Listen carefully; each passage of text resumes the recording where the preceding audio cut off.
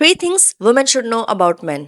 Number 1 पे, जब मर्द स्ट्रेस में होते हैं तो वो खामोशी को पसंद करते हैं। यानी कि जब आपका मर्द किसी भी एक ऐसी सिचुएशन से गुजर रहा हो जिसमें वो ओवरवेल्म फील कर रहा हो, या फिर एक स्ट्रेसफुल सिचुएशन से गुजर रहा हो, तो मर्द खुद को या तो खामोश कर लेते हैं, यानी कि कुछ वक्त के लिए वो आपसे डिस्टेंस मेंटेन करते हैं और खामोशी को पसंद करते हैं। इस दौरान औरतों को चाहिए कि वो अपने मर्दों को तंग ना करें, क्योंकि जब मर्द किसी प्रॉब्लम को फेस करने की सिचुएशन में होते हैं ना, तो वो खुद को इसलिए खामोश कर लेते हैं कि वो उस प्रॉब्लम को एनालाइज कर रहे होते हैं।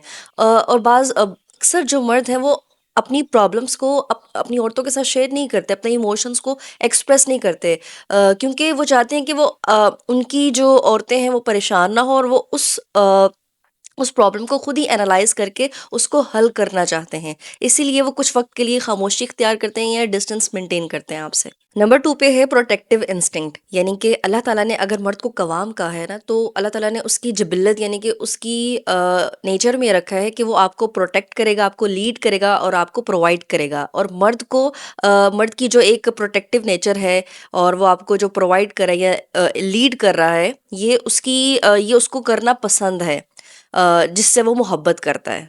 नंबर 3 पे है ईगो सेंसिटिविटी। यानी कि मर्द की जो अना होती है ना, उस मामले में मर्द बहुत हसास होता है, जहाँ पर बात आ जाए उसकी रिस्पेक्ट की या उसकी कॉम्पिटेंस यानी काबिलियत की। जब एक मर्द को क्रिटिसिज्म मिलता है, या फिर उसकी औरत की जानिब से दूसरे मर्दों से उसे कंपैरिजन मिलता है, या फिर औरत अपने मर्द की कॉम्पिटेंस पर टारगेट करती है कि तुम्हें तो ये काम आता नहीं है, या तुम चीज़ों को अच्छे से हैंडल करना ही नहीं जानते हो, तुम्हें तो कोई बात ही नहीं है।